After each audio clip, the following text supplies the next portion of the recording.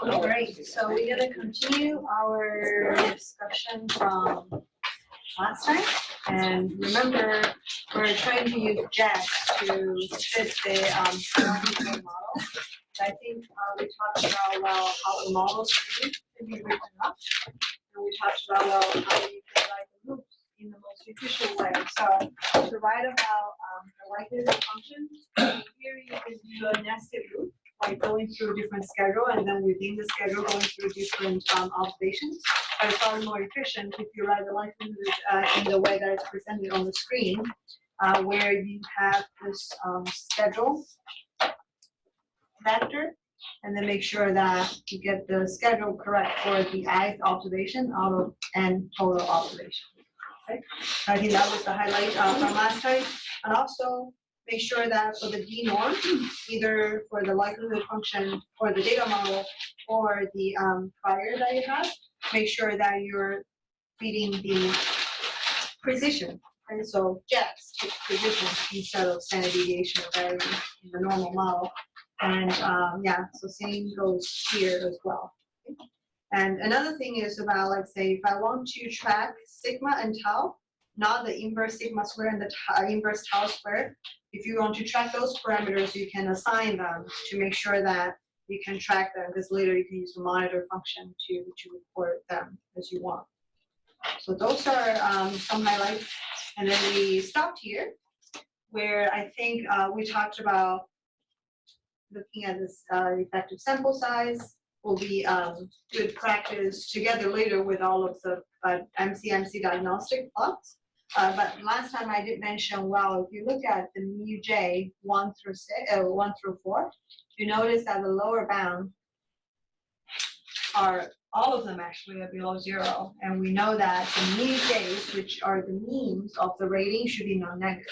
Okay, so I posed the point or posed the question to you that what can you think of doing to avoid situations like this? I'm going to give you 20 more minutes to talk with your neighbors. And I can offer some ideas, and you can offer some ideas. And I should mention the next lab 4, which I think we're going to start trying to do it on Thursday. It's going to touch upon like how we can deal with things like this. Okay, but for now, let's brainstorm ideas of what you think we can be doing. All right, so take some time, check with your neighbors.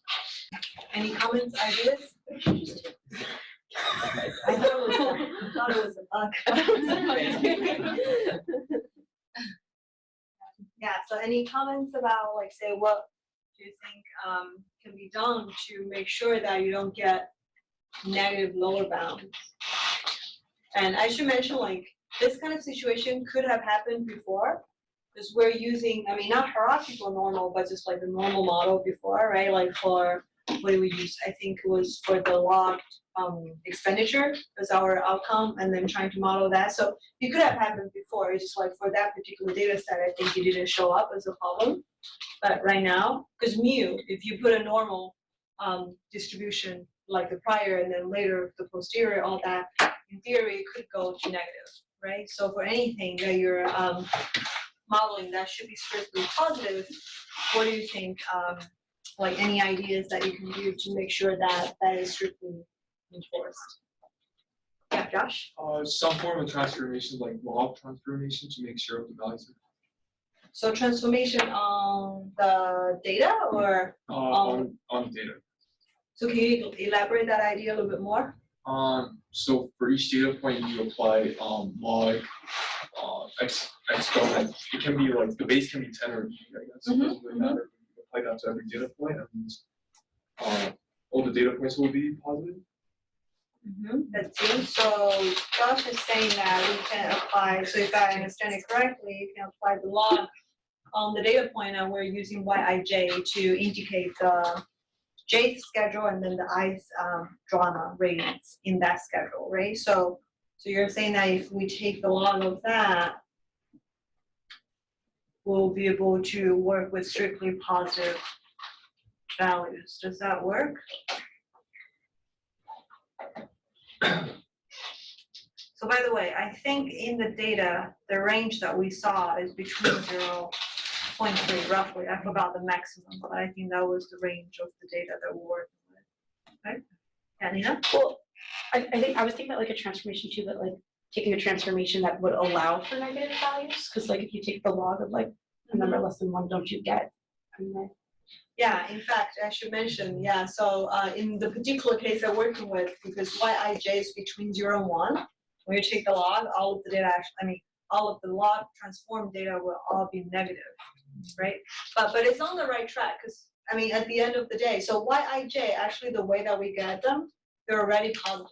Okay, so that's probably not so much of the issue. The issue now seems to be about the mean.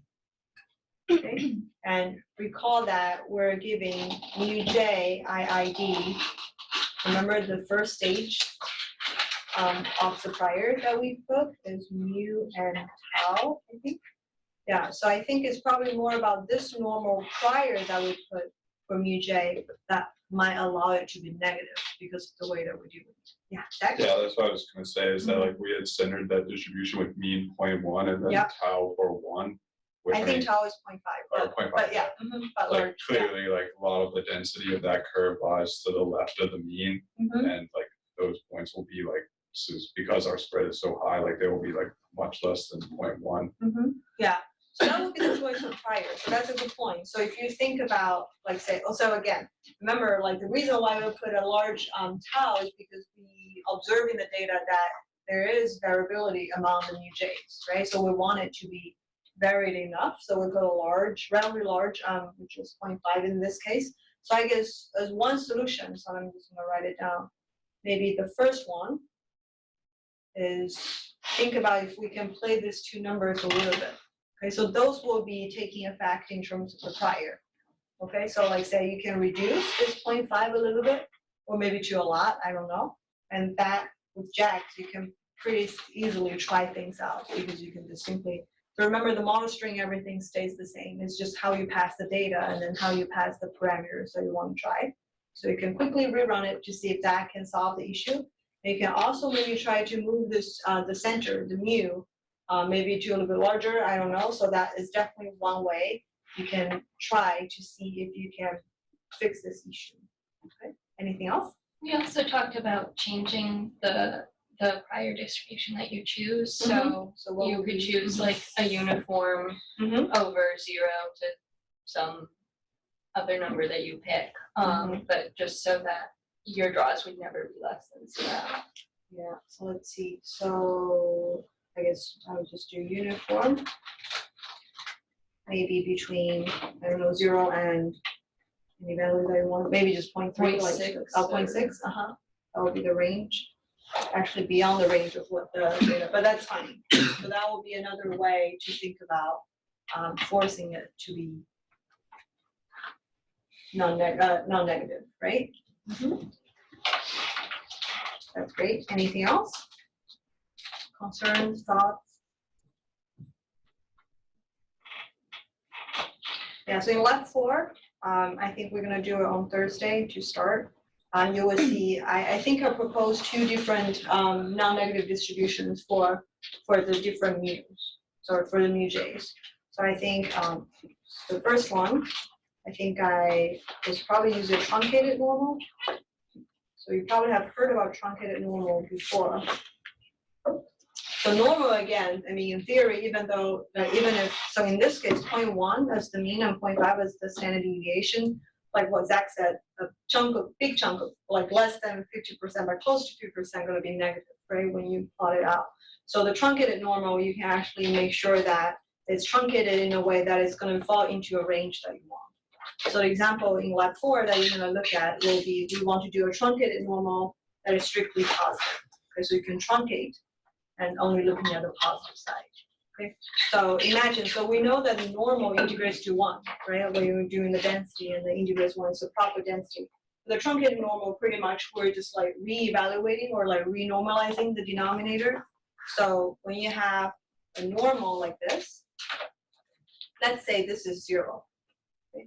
So when you have a normal and this is its mean and standard deviation accordingly. So for the truncated normal, if we want everything strictly positive, then we are pretty much re-evaluating the density only for this part of the curve, okay? So you sort of have to throw away all of this, that we don't want it.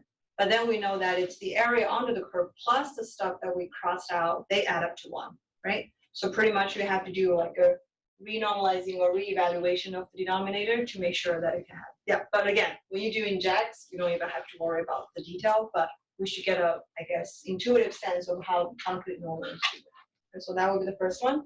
Another one I think I introduced is a log normal, which will also be strictly positive. Okay. So that will be the 2 that you can try with. So in the lab, I give like detail, some kind of the demo and some kind of the sample script that you can play with those priors, and then you can see the result, how they play out. And I think I also leave it up to you for a third prior that you can choose your own choice, and then you can try out things. Okay.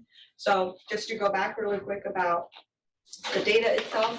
So the log in this case, taking log on top of the data probably wouldn't help much because of the range of the data that we have. Okay. And if we look at the output, it's mostly about those parameters. And I should mention like the mu probably is -5, and -0.5 is also not a good thing. Okay, so all of the mu's that we're dealing with should be strictly positive. Okay, so that will be good to keep in mind. So yeah, when we get to lab 4, I think you will get the practice of doing things and then try out your new prior that you wanted to apply, and then you can see the results. So the next couple of slides is mostly the sum of the output of the hierarchical model. So this is looking at mu J1. Okay, so that's for schedule 1, the mean. You can look at, well, we talked about mostly focusing on the trace plot, making sure that it's like mixing well, and also look at the autocorrelation plot here, making sure that it does, well, in this case, it's pretty like goes down to 0 pretty quickly, even without any thinning. We just do thin 1. So this is indicating that it's mixing well and very low autocorrelation. And this is for tau. So tau, remember, is the standard deviation for the prior. Okay, so that's another parameter. So it's slightly higher, but still pretty, I think, acceptable. Okay, so you can easily plot those posterior, MCMC diagnostic plots from the posterior. And one more thing I want to talk about when we're dealing with hierarchical model is what we call the shrinkage or pooling effects. So this is some code that you might want to use later when you try to regenerate like things according to your own style. But the plot will look like this, in a sense that I'm trying to, on the left-hand side, trying to look at the sample mean just from the data. Okay. On the right-hand side is the posterior mean that I estimate for each of the different schedules. Okay. So this is looking at, well, if hierarchical, so remember hierarchical modeling, the way that we're dealing with it is you have this mu j, IID, normal,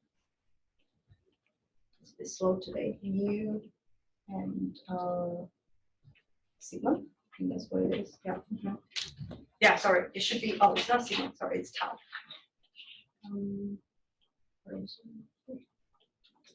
So sigma was the likelihood. Okay, 10.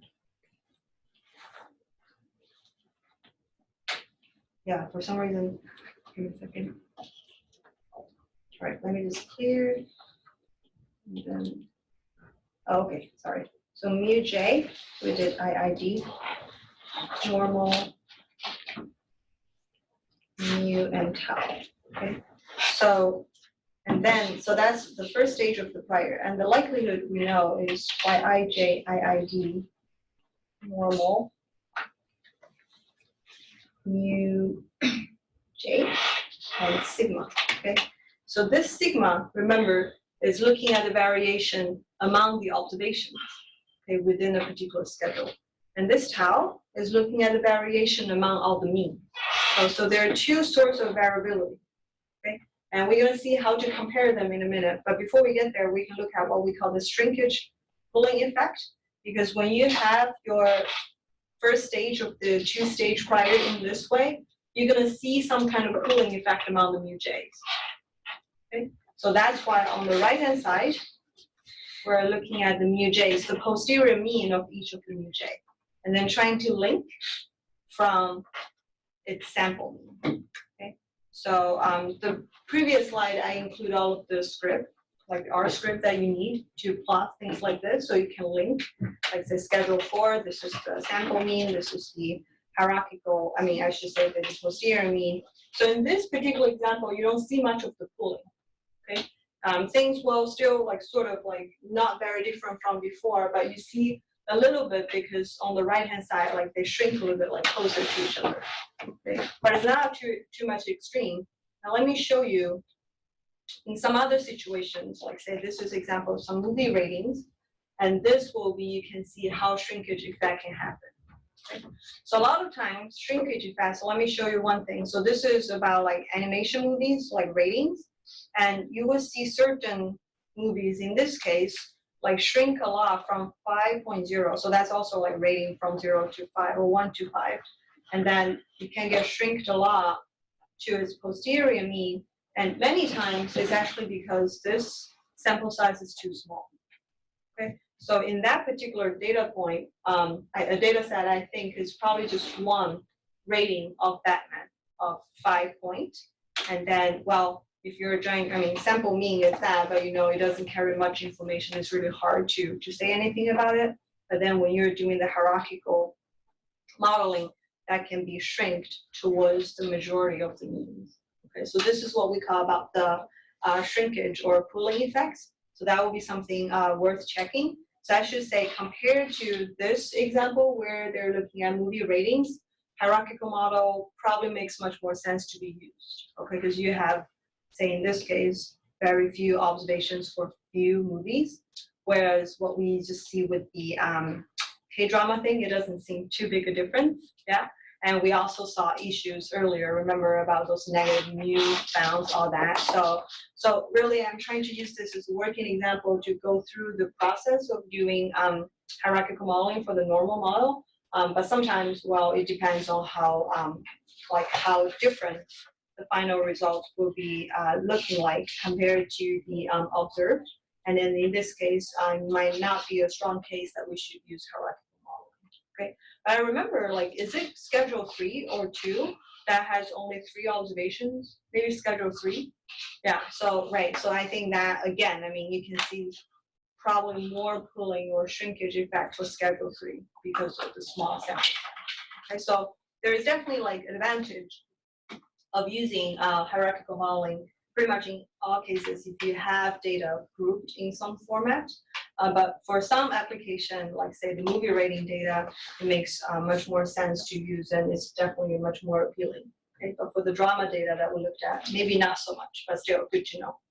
So lastly, the sources of variability. I mentioned about the sigma and the tau. So if you look at the source availability in the observation, we first of all have within group variability. So that's when you are looking at a particular schedule J, you can see that the observations, among the observations, sigma is measuring their variability, okay, within that particular group or schedule. But then when you're looking at the first stage of the prior, the mu J, we put a normal prior for it. And this tau is measuring what we call between group variability, okay? So that's capturing the differences among the means across different schedules. So this sigma and the tau, because both of them are measuring some kind of variability, and we can actually quantify them because after the MCMC iterations, you can get a bunch of draws about sigma and tau, right? Like the output that we saw, and also you can just extract those draws from the output itself. So we can actually directly compare sigma and tau, and then try to get a sense of which type of the variability is driving the overall variability. Okay, so the way to do that, actually pretty straightforward. We define this capital R to be tau squared over the sum of tau squared and sigma squared. So, and then you're just gonna get the tau and the sigma from the draws that you have from the MCMC. Okay? So you can define this R, and you can see that R is gonna be between 0 and 1, right? Based on the definition that we have. And if if R is closer to 1, that is showing that tau, the between group variability, is driving, okay? Whereas if R is closer to 0 or smaller, that means that sigma, the within group variability, is driving the overall variability. Okay, right? So this is one way to look at it.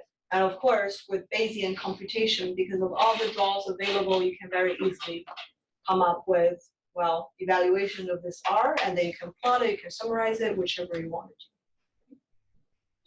So let's see. So these are some codes that you can do it. So the way that I came up with this is to use this Coda package. So you can like install that, like, and then load it. And then what I'm doing is getting the draws directly of the tau of the sigma from the posterior. That's my output, right? So I'm getting the draws, and then I define this R to be tau square over the sum of tau square and sigma square. And then I just easily put in the data frame and then do the quantile. So you can see that it's always bigger. I mean, I would say always. But the 95% credible interval of this R coefficient is between 66% to 97%. So majority of it is greater than 50%, right? So that's telling us how it's driving of the source of variability. And you can easily plot it as well if you want. So different ways of summarizing, you can pick the one that you like, okay? But this is one way to look at the source of variability in terms of the bigger model that we're looking at.